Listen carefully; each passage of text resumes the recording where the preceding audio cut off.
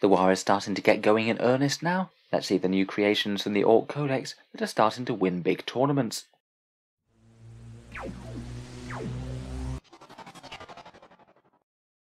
Hello and welcome back to Auspex Tactics, the strategy focused 40k channel, where today we're taking a look at a couple of competitive Orc army lists.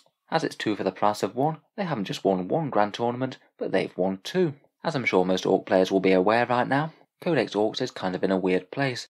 A whole bunch of people have got their hands on the book, the ones that managed to pick up that new Beast Snagga box, but you can't actually buy it individually yet, so it means that a lot of people do have their rules, but then still a lot of people don't. It seems there's been a little bit of divide between the tournament organisers. Some people are using the new book, when some people aren't.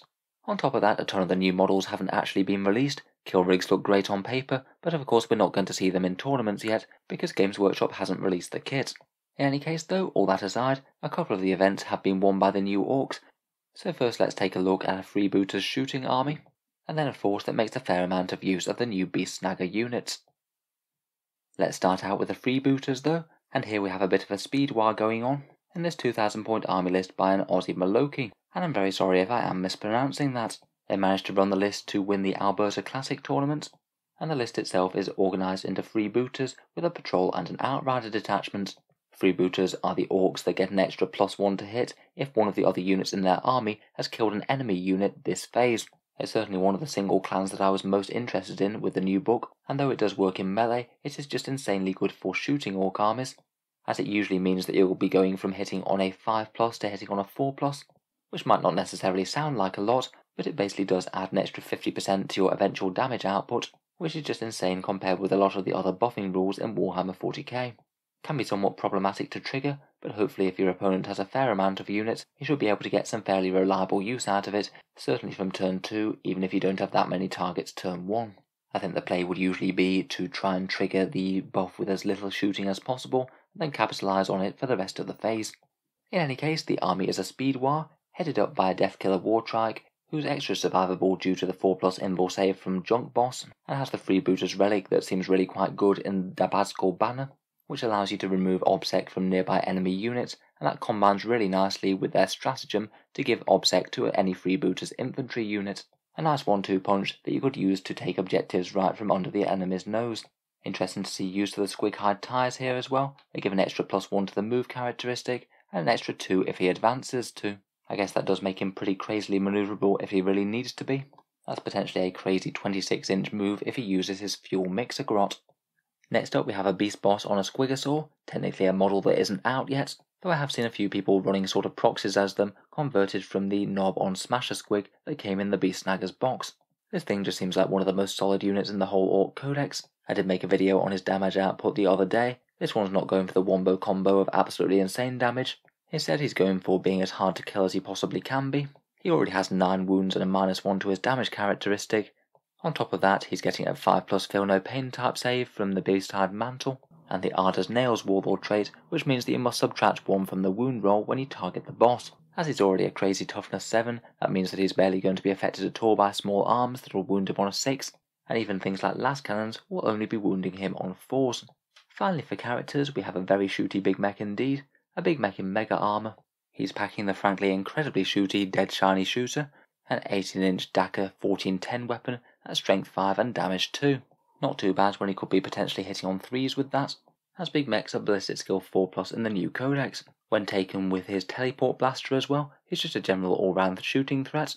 I will be a bit interested as to how he's going to be delivered, whether he's either teleporting into battle, thinking about strategic reserving, or just foot slogging into battle, maybe piling on some wounds to the vehicles as he goes. Though short-ranged, he's so much more impressive shooting than the big mech with the shock attack gun, in my opinion. Moving on, we've got a fair amount of infantry, 10 Gretchen to fill out the patrol and good for objectives and cheap actions, 5 commandos for some midfield deployment and being surprisingly resistant to enemy shooting with 3+ saves and cover, then interestingly a unit of 5 tank busters and a unit of 10 burners and 5 burners, while the spanners take custom mega blasters. Again, I am interested in how they bring their firepower to bear.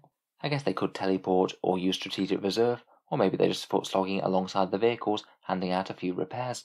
The burners do seem like they could be a handy unit in the Freebooters list, maybe fire them first to try and roast a unit, and then trigger the buff for the rest of the army. Finally, moving on, we come to the bikes and vehicles for the list, who are really going to enjoy being in the Speedwaaagh. On the 2 turns where it gets triggered, you get an extra AP -1 on every single gun on any of these, extra shots on the Daka weapons for a turn, and that will combine very nicely with potentially hitting on 4s. First up, we have 3 small units of war bikes, 1 of 4 with a power claw and 2 of 3 with big choppers. Just enormously efficient units all round these guys. -1 to hit at range, good shooting, good melee, very fast and tough. There's really not that much to dislike.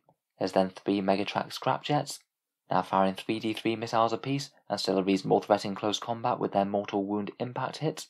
2 Daka jets armed with 2 extra super shooters each. These seem like one of the single best units that you could possibly include in a Freebooterz mech list in my opinion. They love Speedwaaagh so much with the extra Daka shots, and one of these alone for 120 points can spit out 42 strength 6 shots, hitting on 4s and AP -2. That's going to blast away some infantry pretty efficiently. Finally, we have no less than 5 of some of the most interesting shooting in the Ork Codex now, 5 rocket truck squigboggers, the ones that basically became Orky artillery now, with strength 5, AP -2 and damage 2 on their guns.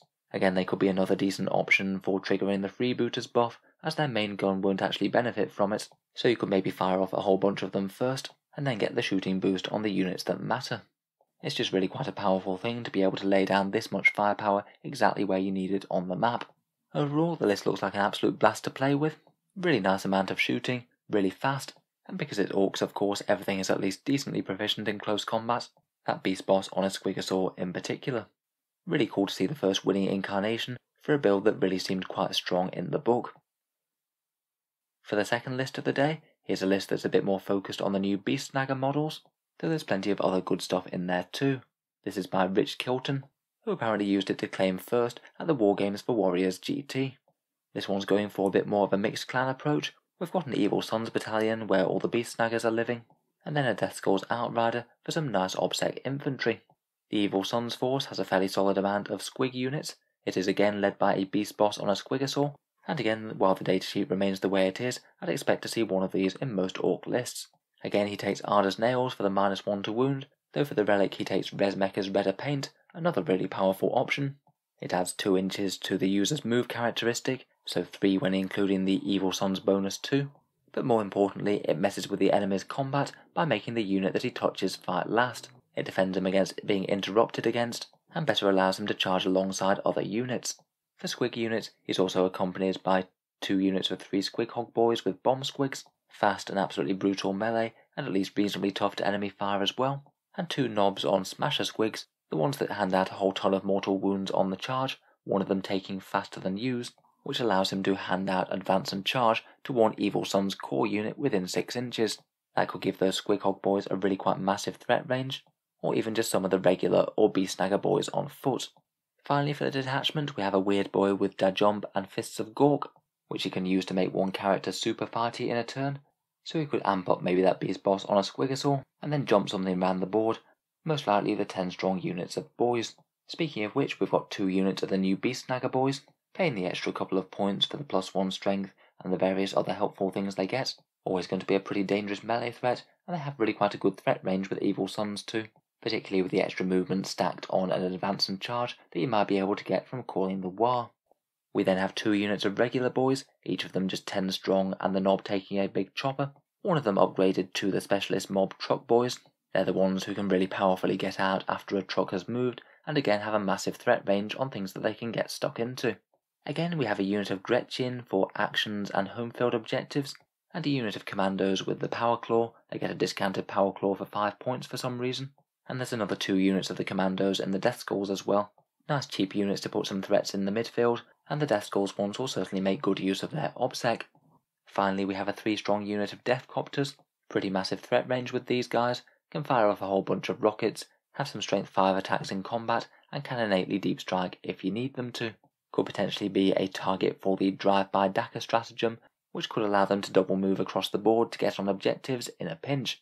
Finally, as a backup to the Evil Sons fast movers, we've got the Deathskulls Outrider. Deathskulls get a single hit or wound reroll per turn, and also OBSEC on all their infantry. Not a bad combo on their war boss with a Killer Claw and Brutal but Cunning. He's a bit of a force of nature, as Brutal but Cunning is a really strong warlord trait that allows him to basically have another go with all of his attacks if they didn't get through to the inflict damage step.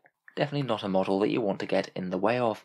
We then have another unit of 10 boys with choppers. Again, they're truck boys in a truck for a very long threat range. 3 individual rocket truck squig buggies. What's not to like about ignores line of sight shooting. And then a couple of small units of storm boys with big choppers. Just enormously fast moving obsec threats in Death Guard. They can move 18 inches in a turn, and are a really powerful tool for securing some objectives. Overall, an absolute ton of things going on in the list. It really is quite infantry heavy. It's quite fun to see people making great use of 2 different clans and trying to get maximal value out of both. It's really cool to see, and congrats on the win. So let me know what you think of the list down in the comments below, and feel free to let me know what your predictions are for Orc lists in the future. Will we see some people using the melee potential of the Goths, and are we going to see a ton of people running around with kill rigs once the kit for that is released? I think it's going to be fun to see how the Orc army develops as more and more options become available. If you've enjoyed the video, then feel free to subscribe to Auspex Tactics, where I'll certainly keep the 40k related videos coming, with new ones coming out just about every day. I'm sure we'll have plenty more for the Orcs in the future. Finally, if you have been enjoying the videos on the channel quite a lot, I would just like to mention that Auspex Tactics does have a Patreon page, which you can find down in the video description below. Making all these videos does take a fair amount of time and effort, and if you are enjoying regularly, then any support is enormously appreciated. Channel patrons do get a fair few advantages, seeing certain new videos early, regular votes to see what sort of things come next for the channel, and automatic entry into the regular prize giveaways with the chance to win some big model kits every month.